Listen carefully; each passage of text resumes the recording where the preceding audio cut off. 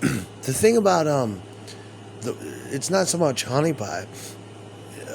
What makes it a great song? Well, it's not a great song. It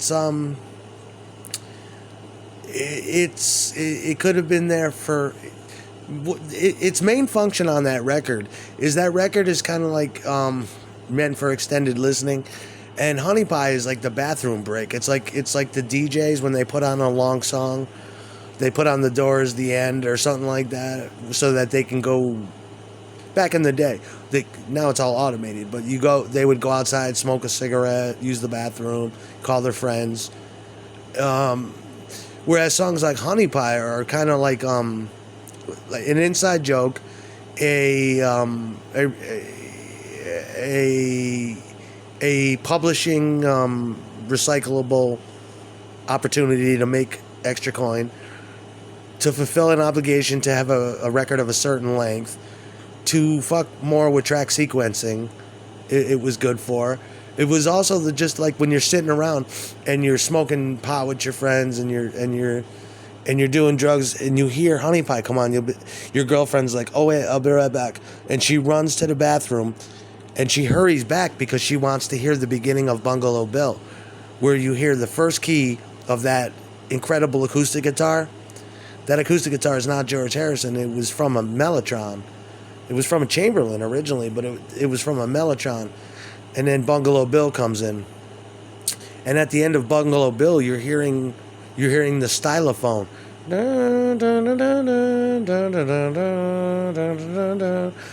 That's a stylophone. And then you wait for George Harrison and Eric Clapton, and then Mila Baz just like, yes, she runs back from the bathroom.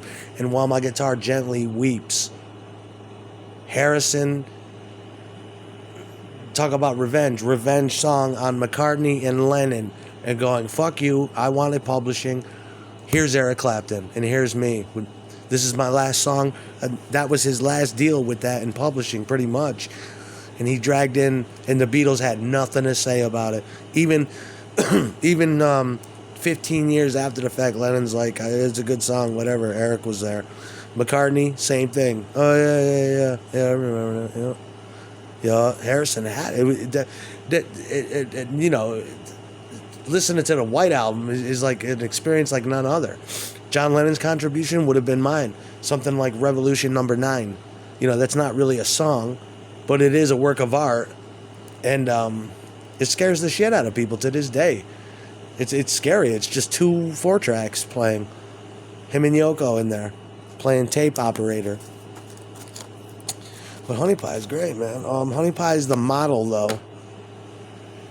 These other, it's a standard. I mean, it just sets it up. That's it's just the way it is. It's good. Could you imagine the White Album without Honey Pie, though? I mean, who, because the White Album was meant to be listened to from front to back, no interruption. Shit, they just don't make. There'll never be another Beatles. It'll never fucking happen. Not in my lifetime. It's a shame. It's a shame. Honey Pie, though, I could think of others too. I mean, like, the returnable groove was a big deal on turntables. The Beatles would fuck with new technology too. They'd be like, oh, we can have certain types of turntables will recognize the pickup carriage, and you can have an infinite loop at the end of Pepper. I keep buying Peppers that don't do that, and I'm like, this sucks. You need the outer groove there of the shit returning, hitting the carriage, and your needle is supposed to pick up and return, but it's stuck on that groove. Beatles fucking with you, just like Brian Wilson fucking with you, putting in an 18,000 hertz dog whistle at the end of Pet Sounds. Woof woof, and you hear a train going by. Because Brian knew that you could. Somebody told him at the disc cutter place, we can capture frequencies up to 18,000 hertz now. That's like a dog's whistle. He's like, really? I want to put a dog whistle on it.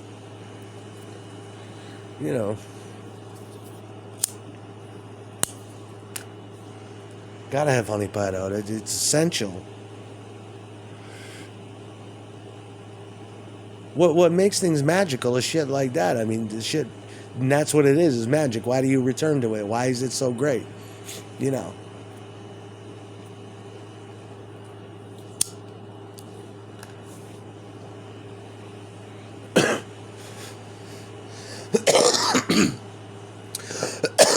I can't even smoke more, but like,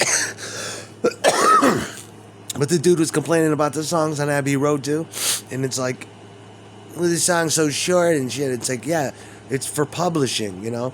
They're starting to like, okay, you know,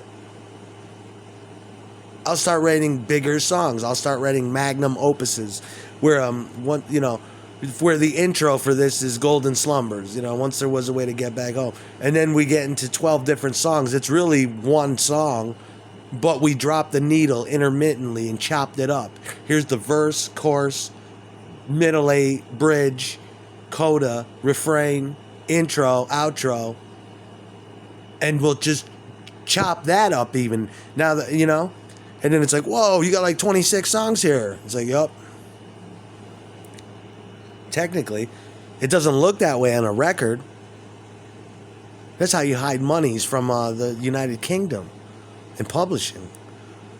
And yeah, the United Fruit, absolutely. The Beatles were into that. You know, Lennon was into farmlands. Lennon had a property out in Westchester County. Lennon had shut the fuck up over there. Lennon and Yoko had big money in prizes. Yoko had supreme bitch handler. Absolutely, just impeccable bitch. Lennon and McCartney too. He fucking knew. Sitting there smoking joints, playing his bass man, watching TV in his flat, paying the groupies to walk the sheepdog. That's what I want to be doing. Sitting up in the bedroom like that. Maka knew. John Lennon knew. Yoko Ono fucking certainly knew.